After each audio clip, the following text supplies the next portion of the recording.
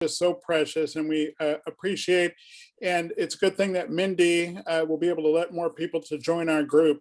So many of our doctors and team have such busy lives, but we just felt it so important to have this talk and this dialogue, and especially from such a luminary in the country in this sphere. And so we're so happy that you guys all are here with us to join the Palm Beach County Medical Society and our virtual town hall here.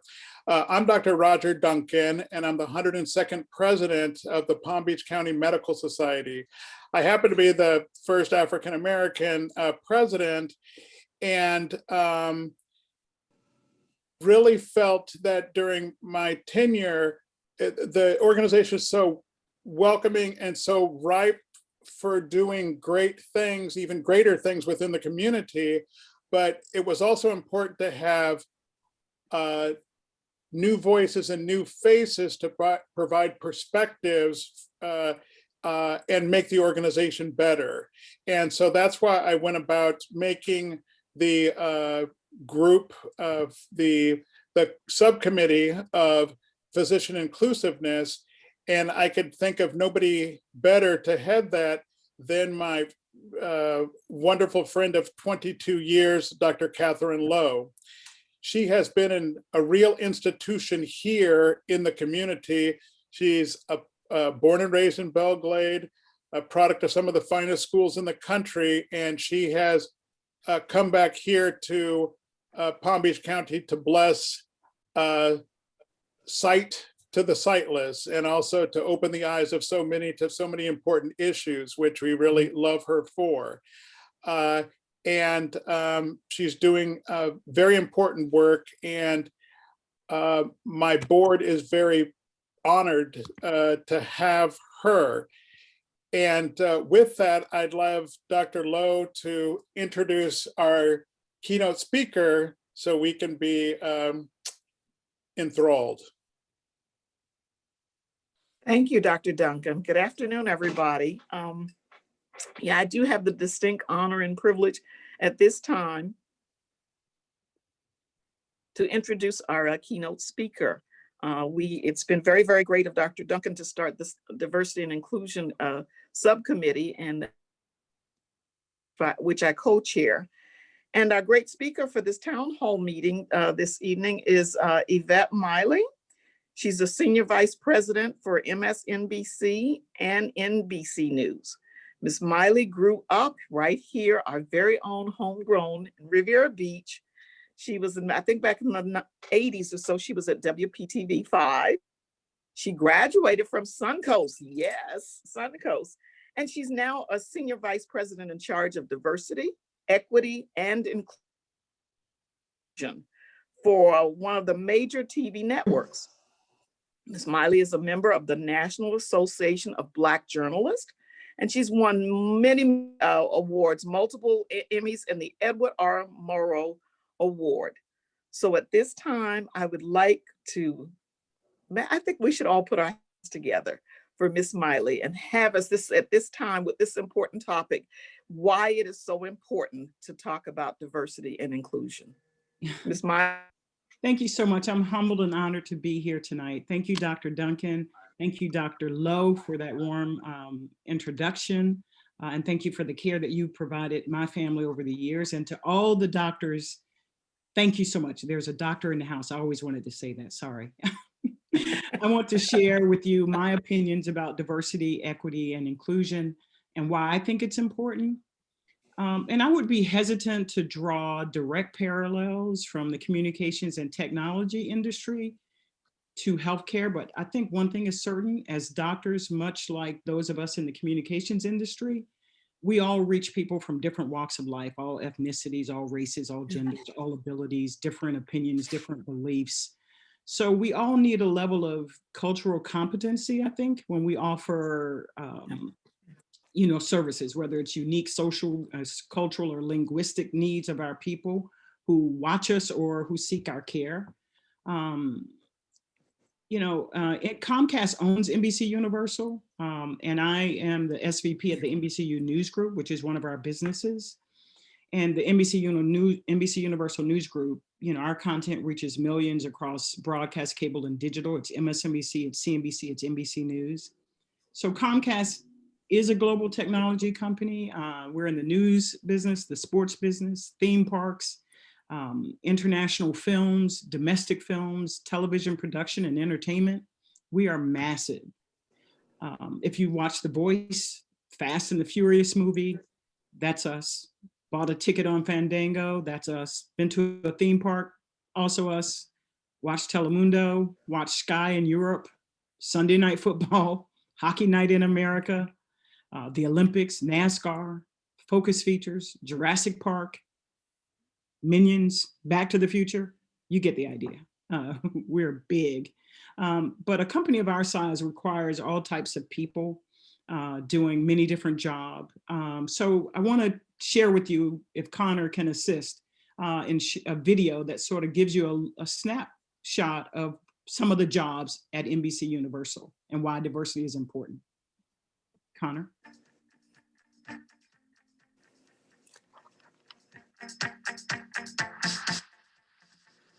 I had to describe my job to my friends or my family, I kind of say that I am the general manager to what I consider to be the best team in this business. I describe my job as a leader of a very big band. I work with some very creative producers, editors, technicians, engineering. I oftentimes say I'm a personal trainer for employees' career development. I am the employee's cheerleader. When I told my 15-year-old or my 10-year-old that I work with Snapchat, with BuzzFeed, with Instagram, I am the coolest dad ever. Anytime I tell people I work for NBC,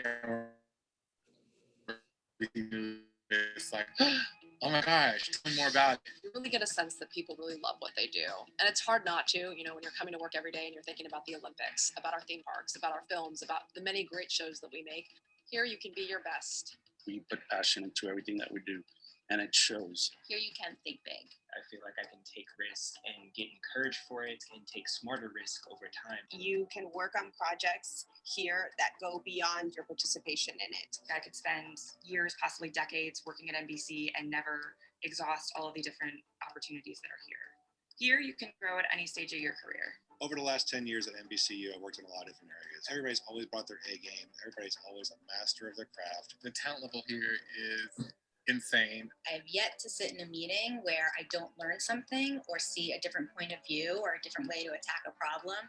We play to win, and we are absolutely competitive every single day, but we're competitive to win in business. We're not competitive at the expense of each other. What makes this company unique is just the vast portfolio. Here you can be a part of history. All the movies, the stories that I grew up with that really resonated with me, and being able to create new experiences for a different generation. Being a fan is encouraged, and it's actually helpful for the job.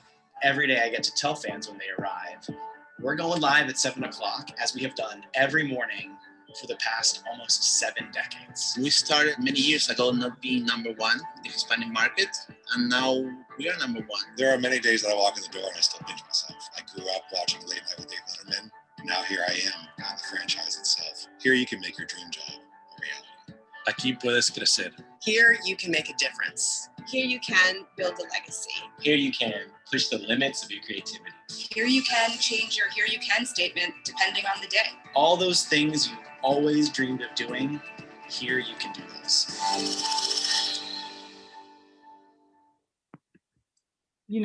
Thank you, Connor, so much for that. One of the things, if you look at as a content creation company, we spend a lot of time focused on doctors in our show development. So Connor, if you can put up that slide, because as a content creation company, many of our shows, Chicago Med, New Amsterdam, Chicago Med is in its 6th season, New Amsterdam is in its 3rd season. And of course, many of you might know ER. It was a long-running show from like 1994 to 2009. And now with shows like Grey's Anatomy, medical shows capture the attention of viewers. ER averaged, 19 million viewers per episode. That was long before the channel explosion and Netflix. Now we have so much audience fragmentation. Grey's now averages about 5.7 million viewers per episode. I'm gonna date myself. I grew up watching Dr. Joe Gannon played by Chad Everett, on the medical center. I was socialized in front of the TV to trust doctors. And, you know, a recent Gallup poll shows in general that medical professionals still garner higher trust levels among the public than most other professions. So there is still a lot of fascination and awe surrounding those of you who practice medicine. My hat's off to you and the great work that you guys are doing. But that trust for me also brings us to consider diversity, equity, and inclusion. You know, and you can drop the slide, Connor. The continuum that is diversity, equity, and inclusion, you can come out to me, Connor, is a marathon requiring constant adjustments to maintain what I think is a critical and nuanced relationship between these very different, codependent but not interchangeable concepts. So to me, DEI is delicate.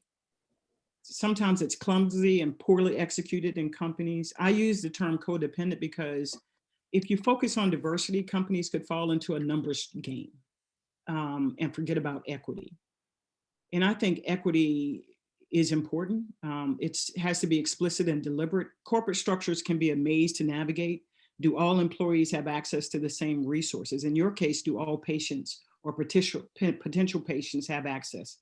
Equity means seeing and meeting the needs of your patients. Had I been born in West Palm Beach between 1923 and 1956, would I have found the same access of quality care at Pine Ridge, which was the Black hospital?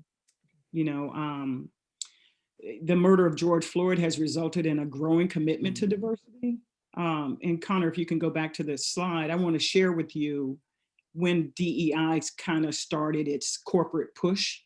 You know, you see Coca-Cola, you see Merrick, you see Walmart had DEI leads back in 2000. NBC Universal, we were part of that next wave back in 2006 and 2010. And Comcast was in that third wave, along with the likes of Disney, Sony, Facebook, Twitter, and the fourth wave, Apple, Netflix, Google. You know, it's important to note that this timeline ends in 2020, and we have to update the 2021 info. And I think public-facing companies are uniquely challenged to address and face and comment on issues of race. Having someone tasked with leading that effort is great, but it is not the job of the DEI person alone. Everyone plays an important role in DEI. And as we take a look at the next slide, here's how we approach diversity. We believe that experience shape the life cycle of our employees. So we focus on recruiting, hiring, and retaining the best.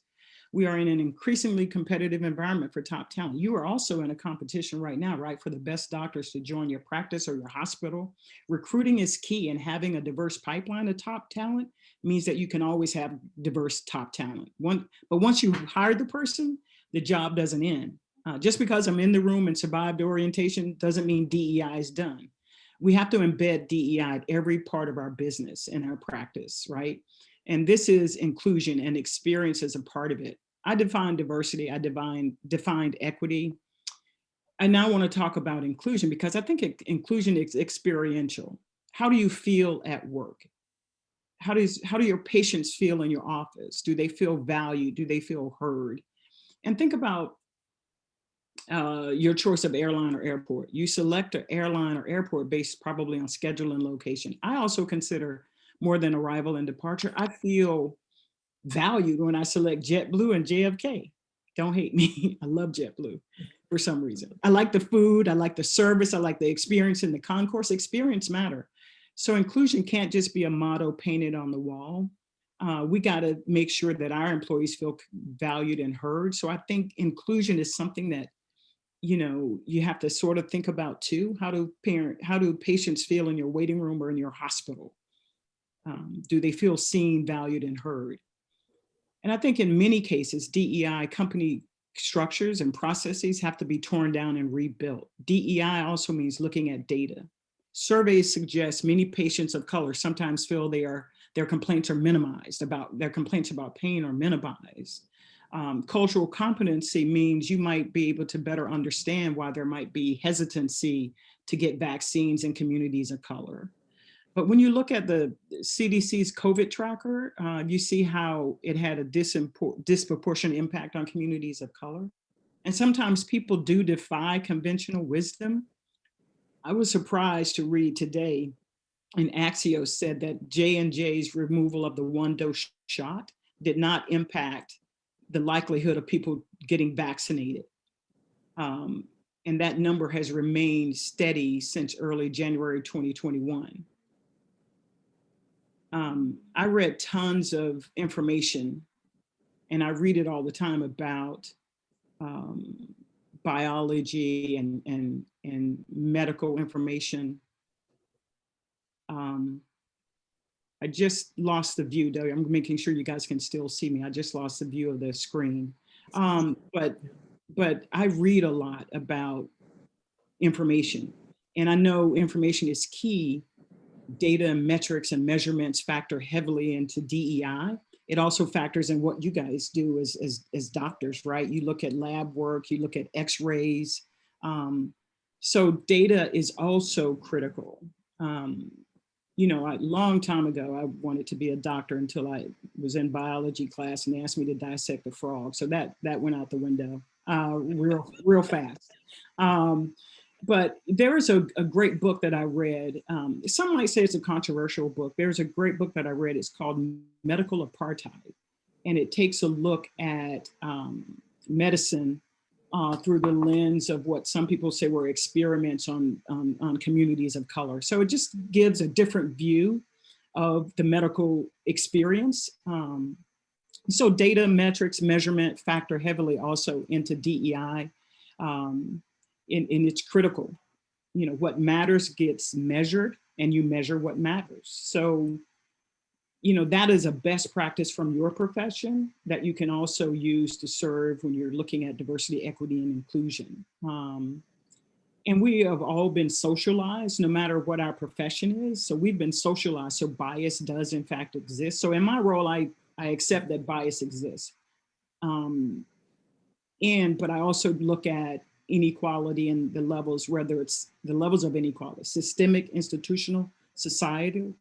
But I try to think more specifically about what can I do to make change, and think about it on an individual level, about your quality of care, about the experience of your patients, and who are your patients, right? So DEI for us is explicitly and deliberately linked to the NBCU mission to inform and inspire our audiences. DEI is great for our bottom line, our brand. It also builds connection between employees, celebrates creativity, and drives culture, allowing us to recruit and retain the best. It is our obligation, I think, to reflect our audiences, but it's also our responsibility to figure out access. And to me, NBCU Academy is a vehicle for us that turns our dialogue about diversity into sustainable actions. A lot of people can talk about diversity, but where are we spending our money and how are we trying to bring about change? So one of the things that I noticed in my role, that many students who were coming to us were not prepared. They were not prepared for the workforce. They had graduated, but not quite ready for prime time, so to speak. So what were we doing as a company to help them be better prepared? So we have taken a multi-million-dollar commitment and created something called NBCU Academy. And I want Melissa Lee from CNBC to give you a little bit of a peek into what we offer at NBCU Academy. Connor, if you can roll that video, please.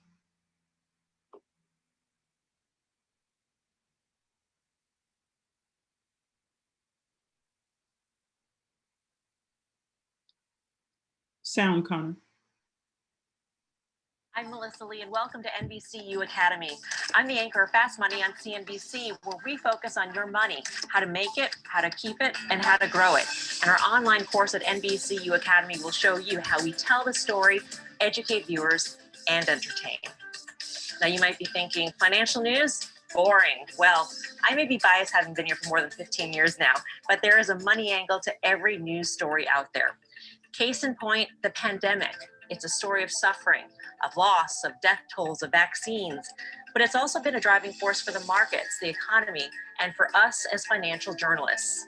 Now think back to March of 2020. Coronavirus fears were raging. Countries around the world were locking down, and the US was headed into the start of the depths of the pandemic.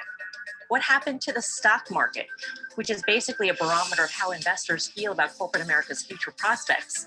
It crashed. It was not a day for the faint of heart on Wall Street as the Dow had its biggest one-day point drop in history. Monday, March 9th, the largest point plunge on the Dow Jones Industrial Average to date, followed by two more record-setting drops on March 12th and 16th. These were the three worst drops in US history. Trillions of dollars in wealth wiped out. Big investors, retirement accounts, the 529 plans that may have helped you pay for tuition, they all took a hit. And while March 23rd marked the low of the stock market for the year, it was just the beginning of the impact the pandemic has had on Wall Street, Main Street, and the stories we told. That was quickly followed by widespread lockdowns, which caused businesses to close and people to lose jobs. Employment in leisure and hospitality fell by, get ready for this, 459,000. Stimulus checks from Washington were lifelines for Americans out of work. About 80 million Americans received payments this week into their bank accounts. People fled cities and bought houses in the suburbs, causing home prices to spike. Sales of newly built homes jumped to a 13-year high in July as pent-up demand from the spring combined with pandemic-induced urban flight and a new need for bigger, more high-tech homes gave the builders a major boost. And being at home changed our behavior and drove powerful investment trends and stock moves. WFH, work from home. We worked out at home on Pelotons. We held meetings on Zoom. We played video games and we streamed movies. We didn't take planes, check into hotels, take cruises, or weekend in Vegas.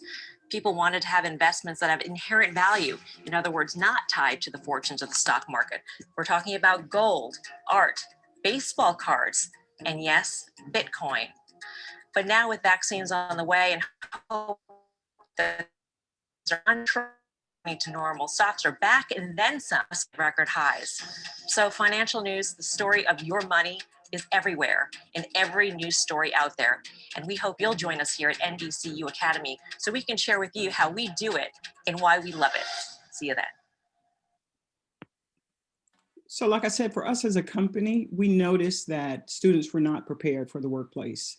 They were not ready to succeed. So we had pipeline programs like internships and but they were really kind of pipelines to nowhere. So we launched a multi-million-dollar effort and we call it NBCU Academy. Comcast and NBC Universal is funding student scholarships. It is a stay-in-school initiative. In addition to tuition, we also offer course development on campus. We offer online access to our journalists, producers, filmmakers, business leaders. In phase one, go to the next page, Connor. In phase one, we have given $15 million to 17 different colleges and universities. We also included four-year institutions, historically Black colleges, but we also included colleges and universities that had large Hispanic populations, large Asian populations, and we also included a tribal college. The thing I want to point out here that is also unique about this effort, we also have contacted and reached out with and partnered with community colleges, because we also feel like the pipeline can't just be from NYU only, right? Or Harvard only, right? We got to diversify where we pull in people from. And as you look at your pipeline of doctors, where do you find them? Do you find them from the same place or the same university? How do you diversify recruiting and pulling in people who come from different places and different institutions, right? So this is something that we had to do as an organization. And some of those things have been resulted in best practices for us, you know, in terms of trying to make sure that we were doing all we could on our end in terms of putting money behind our effort to recruit and retain the very best and the brightest. So this was the first phase of our initiative. You know, we also have other partnerships where we're trying to reach out to other colleges and universities. We also have reached out to Palm Beach State College, which I'm a big fan of Palm Beach State College. You know, my university didn't make it yet in phase one, University of Florida, but NBCU Academy really is a stay in school initiative. That is a necessary step to make changes in our workforce and to continue to create great content. DEI is my job, but it is more than that to me, it's personal. The funding we're providing to students who may in fact never work for us is critical. We want all students, no matter race, to succeed. And part of what we also do is we offer an online, NBCU Academy is online to anyone, no matter race, no matter if you're working in the business or not, no matter if you're a student or not, you can go on and see instructional videos about how to report, how to write, how to be great at that interview, right? How to get that first job. We also provide behind the scenes videos as well for NBCU Academy online. And that's one of the things that we're doing. And Con, you can go to the next page. In terms of putting our money behind diversity, equity, and inclusion, right? It's just like, it's not just the current workforce, it's what are you doing to build your bench? What are you doing to recruit and retain? And it is personal to me. You know, I was at the university, and why is it personal? I was while attending the University of Florida, I thought hard work was required for everyone else and not me. I thought I didn't need my professors or the classes. I wanted a shortcut to a degree. I skipped classes. I opted instead to volunteer at the radio station and the TV station. And at UF, there were hundreds of students in my class, and I'm from Riviera Beach. I wasn't used to that, and no one was taking attendance. So I was like, hey, okay, I don't have to show up. But I lost my financial aid. I lost my work study job. I was fired from it. I was homeless. I was sleeping on the floors of friends in different dorm rooms. And I remember one day opening a letter from my mom, who passed last week. In the letter, she had written on a napkin in pencil, buy yourself a Coke, and there were $3 in the envelope. And here I was throwing away my opportunity at an education because I was just, goofing off, right? And that was my junior year at UF. And the dean, Dean Lowenstein of the telecommunications department, told me two things. You will never graduate from the University of Florida, and you'll never get a job in this business. And he was right. He really was right. I could have made him into a prophet and quit. But instead, I had to learn to hear the truth. And he was right. I was going to fail. I wasn't going to graduate. And I had to accept his words were true. And then I had to accept the challenge to do what needed to be done. He was my source of the Stay in School initiative. And a local family took me in.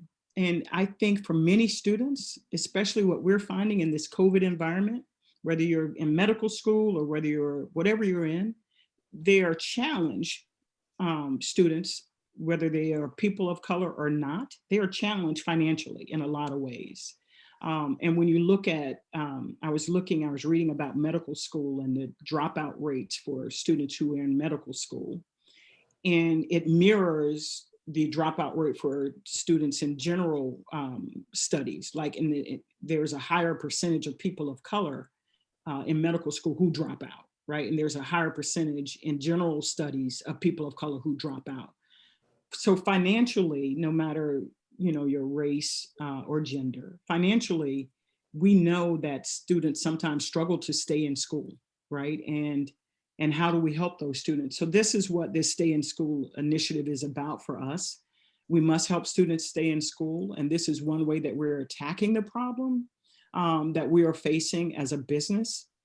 I did not find any specific information that talks about your recruiting efforts or how you find doctors find you, the Palm Beach County Medical Society, once they're already doctors, right? So and reading up and learning a little more about what you guys are offering, this network and this discussion about diversity and inclusion is great.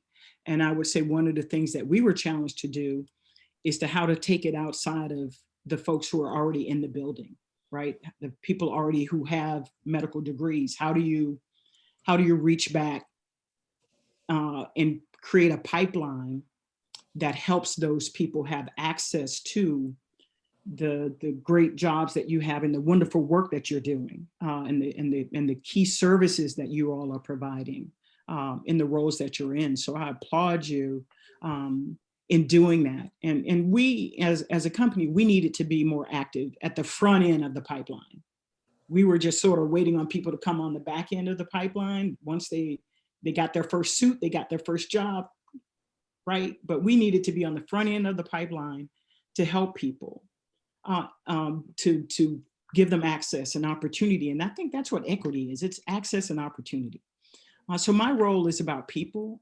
And as a corporation, I think we acknowledge our past, but recognize we must live in the present to shape the future. And that is why diversity, equity, and inclusion is a business imperative for our company. Race, ethnic, and gender diversity is vital. White, Black, Asian, Hispanic, veterans, people from all over the country, all over the world, each brings something different, and that is inclusion. You know, I'm charged with helping our company find great talent. And once we bring someone on board, my job is to ensure their success at every step of their employee life cycle: recruiting, training, development, measurement, and accountability. You know, this year, I think the majority of Americans under the age of 15 are people of color. In 20 years, more than half of all Americans will be people of color. Women already make up more than half of the American workforce and earn well over half of the bachelor's, master's, and doctoral degrees. I think in business, we have a unique responsibility to look like and reflect the people we serve. Our shared common purpose across all our business is to hire the best person, period. And you want the best doctor. You want the best, no matter what they look like, no matter where they come from, you absolutely want the best. So diversity, equity, and inclusion is never about lowering standards. It is never about checking a box. I think diversity to me equals quality, not quantity. If you think about quantity, you think, man, you're the only person in the room. We're good on diversity. And I've been the first and only in a lot of rooms, and we weren't good on diversity. So to me, diversity is about quality. Never, ever relax standards, or never, ever make exceptions. Because when I show up at the doctor's office, where was I most recently? I was at JFK North. I want the best care, you know, and I think all of us in our different professions, we also want that person next to us to be great, right? Because it helps us.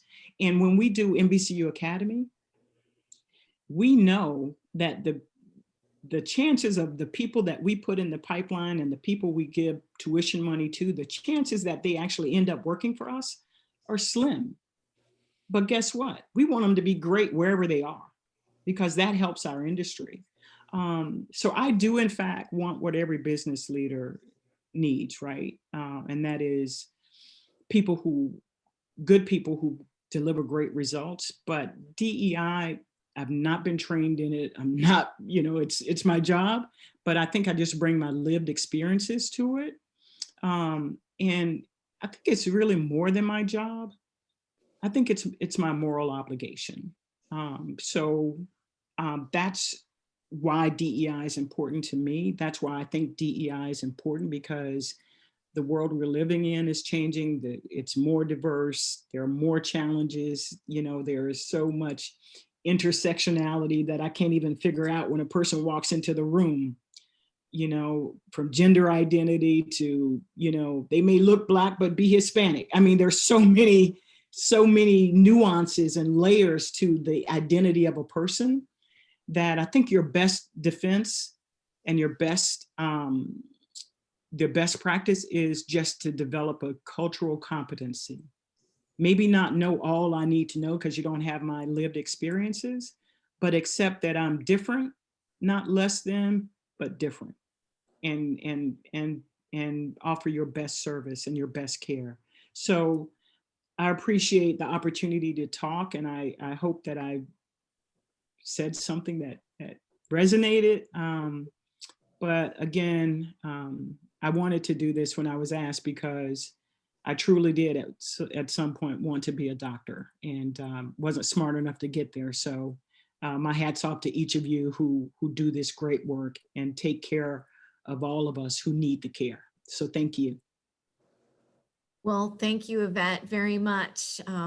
What a well-rounded presentation. I think that we all learned a little bit. I'd like to open it up for questions if anybody has any that they would like to ask about any of the NBC initiatives or how they might get started. I know I just also want to do a quick shout out to Dr. Alina Alonso, who is on the call tonight, who is the director of the Palm Beach County Department of Health, and is doing an amazing job under some really difficult circumstances with the pandemic and testing and vaccinations and all of those things. So it's wonderful to have you here, Dr. Alonso. Does anyone have any questions or comments that they would like to make while we still have Yvette with us? I know there are some comments in the chat that I can read quickly. I wanted to ask a question. Yes. I want to first, Dr. Brown Graham, Colette Brown Graham. That was phenomenal. I really learned quite a wonderful perspective, especially your situation and heartfelt. And I'm glad that you allowed that man to give you a chance to succeed by using his words and moving forward, not backwards. I actually am of color. No, you can see that. And I was talking to another doctor today, and I remember hearing from a physician telling me that my children who went to Dreyfus actually took his son's position because my children were Black, and my children are excellent. My children actually ended up going to Duke, and also being captain of the soccer team, having the 4.0 GPA, the 32 on the ACT, and I was floored. So that one thing about diversion, inclusion really bothers me.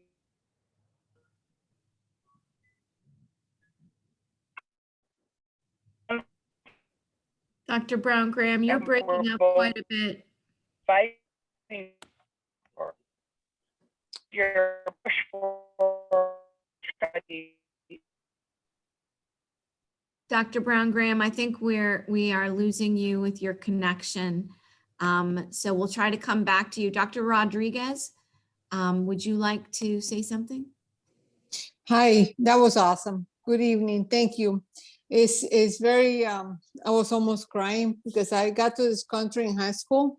And when I started in college, which I started in the pre-med program, and after my first biology test and the honors presentation, my guidance counselor told me, you will never step a foot into a medical school in this country, ever. You will never, ever be a doctor. So that was really, really something. I don't think it's so much about diversity. I think it's about initiative. It's about what's in your gut. It's about what you want to do. And I think that's what we have to encourage in young people and everyone. We are all equal, seriously. Just make sure that you do the best you can, whenever you can and wherever you can. And wow, it was so hard to listen to you because it happened to me so much. But at the end of the day, no matter what you are and where you are, we can be all what we can be. Thank you. No, thank you. Thank you so much for your comments. Yes, Dr. Molly Shulin. Yeah, I think your presentation was just fabulous, And I'm glad to hear that NBC is encouraging people to get into in supporting them and in supporting and encouraging them to succeed. I think it's fantastic. I know a lot of universities go by certain, numbers, so many diverse populations will get into the university. Not necessarily looking at quality, but we need so much of this and so much of that. And I'm wondering in NBC, do you have numbers to tell us how successful your program has been for NBC? Are we talking about 25%, 50% success rate and retention? How successful has NBC been?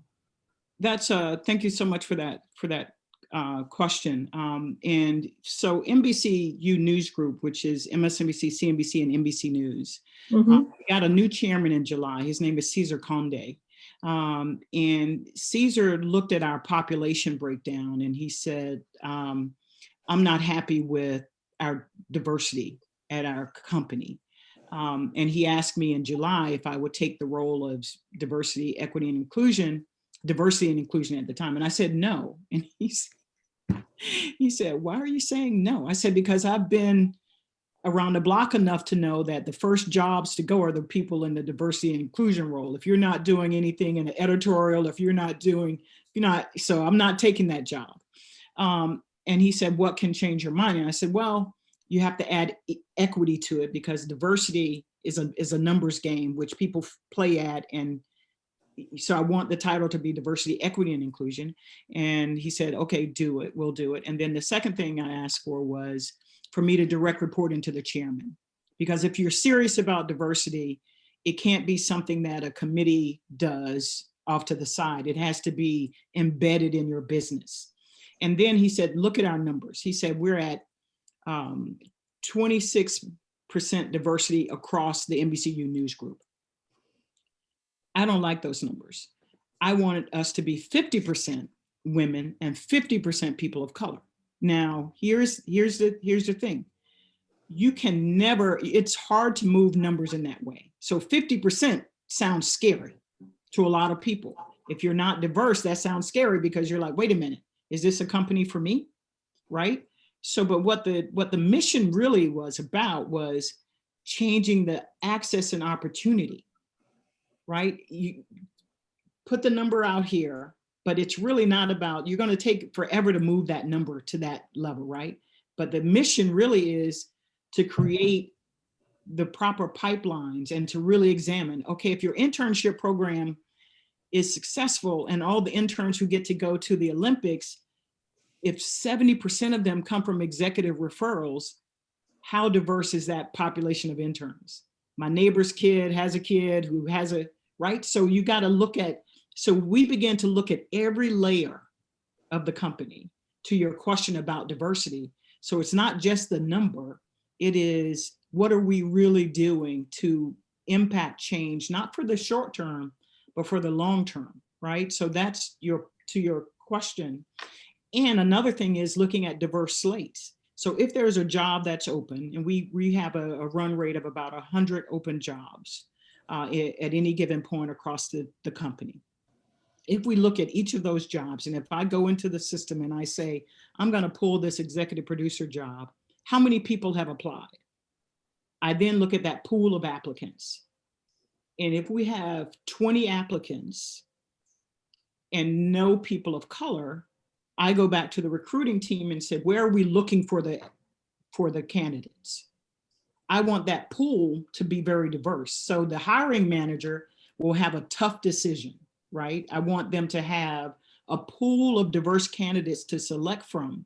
But if you don't have any diverse candidates in the pool, your outcome is still going to be the same, right? You're never going to make a change, but the people in the pool have to be qualified, right? So we never make exceptions in that way, but we do go back and take a look at every step of the process. Otherwise, you won't be effective. If you only wait for the outcome and you don't change the input into the system, you'll never be effective. So that's how we look at it, Dr. Shulin, in terms of trying to look at a broader picture, not just the percentages, but what are our processes? Excellent, excellent. Dr. Lowe, you have a question? And then I think Dr. Arasque. Yes, I had really a comment and a question. You know, we as practicing physicians, a lot of the time, the people who come to these kind of seminars are kind of preaching to the choir. And a lot of times we're taught in medical school, I think, to be very non-judgmental. That's what we're told. Not supposed to be judgmental, but as we know, there's a lot of bias. And I keep thinking, what do we need to do as far as ethics is concerned? Do we need periodic questionnaires to go out to all of our Palm Beach County Medical Society membership? Do we need to even have the Board of Medicine to require some kind of a CME course, just like we have to do the opioids and domestic violence?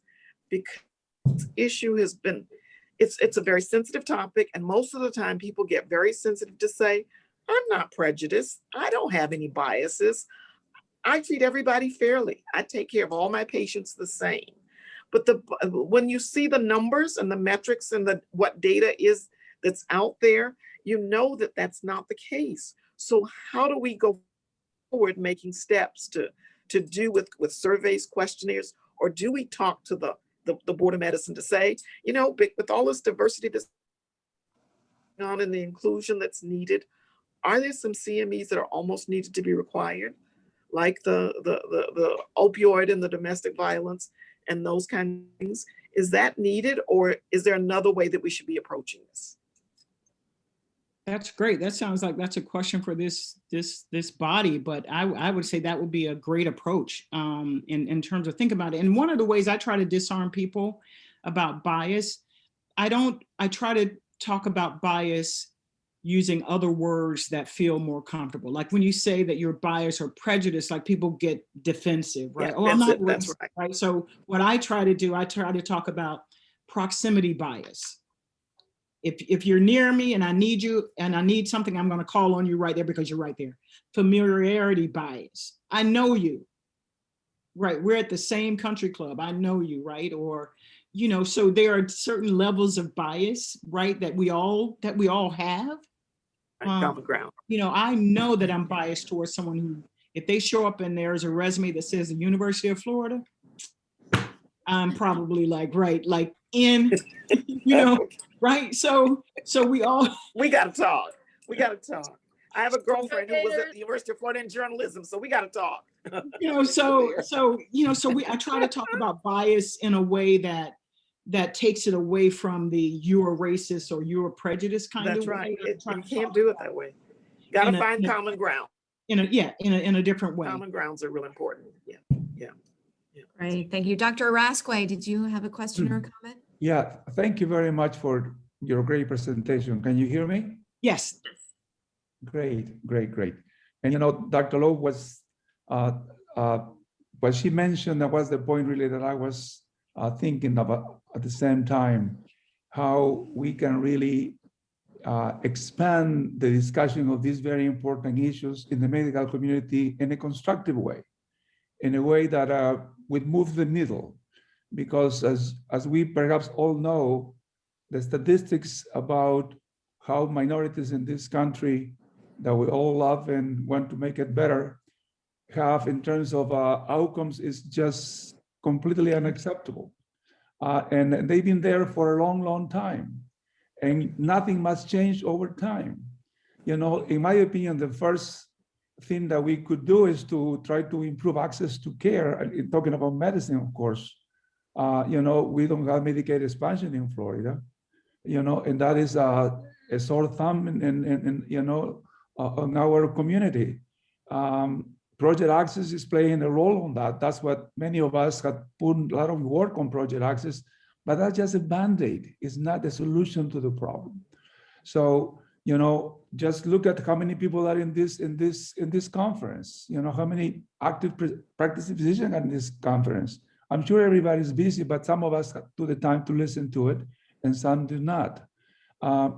So we need to create a little bit of a commission, a mini plan to create a strategic to different areas of action. You know, maybe, you know, I know that it's almost a lost cause to advocate for Medicaid expansion in Florida, but you know, I wouldn't like that to die. I think someday we'll need to get it. You know, bringing more speakers like yourself to our society to talk other aspects. For instance, the other day, Florida Atlantic University had a grand rounds on medical racism. And they have a speaker, an African-American doctor from the Carolinas, who gave a very, very compelling discussion of the issue. And talking about different specialists, OBGYN and nephrology, my field. 35% of people on dialysis are African-Americans but only a handful of them get kidney transplants and the like. So the amount of work that we need to do is just incredibly large. But we need a plan to be able to discuss that. And I take this lecture, this conference, perhaps as a little down payment for the future work that we need to do. And I certainly welcome, our president for this initiative. It has been a great first step, Roger. And I think that we should move with a more strategic plan, with a specific plan of action for this coming year and hopefully for the next years. Thank you. Thank you, Dr. Rasque. Someone would like to hear from Dr. Alonso. So we're just so pleased to have you here tonight, Dr. Alonso, and thank you so much for all you are doing to keep us safe and protected. But do you have any comments in regard to this topic? Oh my gosh, this is my favorite topic. When I took over as the director in 2009, I had a great mentor. Many of you know Dr. Malecki, and I'm one of those few doctors that actually got mentored into public health. That's very rare these days. We do a lot of training and we do a lot of education and CMEs and everything, but mentoring is very rare. And I had that opportunity. As a family physician by training, the Academy of Family Practice is very interested in medical bias. It's very interested in equity. And when I took on the residency program, I made my priority equity and the social determinants of health. Public health has been calling it many different things through the years, but it's basically the exact words that you're using. And this, we have had now at the Academy of Family Practice and at the Florida Academy of Family Practice, subjects on medical bias, on equity, on the social determinants. And this, just the other day, we had a session and the whole issue of equity and how to incorporate it into our medical practice. It was a really, really good lecture, and I'd love to do something like that as a CME or as a, maybe in the next future of medicine or in one of the next sessions that we have where we do these learning sessions to talk about this, to see, how do we create this inclusion? How do we create all these very things that you're talking about in a business? Well, we are a business. Medicine has an art, but it also has the business part, and we need to learn how to do that and how to do it better than the way we do it now, because many of the disparities that we see and many of the biases that we see in medicine, we create ourselves. So we need to address them, and we need to find out how can we be better physicians by addressing these things. So this is something that's, I mentioned it during the pandemic, and I think the pandemic has brought up some of these very issues and some of these disparities. We see it in the Black and the brown and the Hispanic population, all the different issues that come up all the time. So this is something that we're talking to the choir here, because everybody on this session right now is on the same boat, right? So how do we get our colleagues to that? That's right. That's my question. How do we get that we know? How do we get them to participate? How do we get them to ask the question, am I being attentive to this patient? Let's stop blaming the patient for what they don't do, and let's ask why. Do they even understand what we're saying to them? Is our literacy at the right level of medical literacy? And so there's so many topics that we could talk about. I'd love to have some of these sessions where we can hopefully educate others than just preaching to the choir all the time. Thank you. That would be an absolutely fabulous collaboration that we should be putting together. And I like what Dr. Lasque said.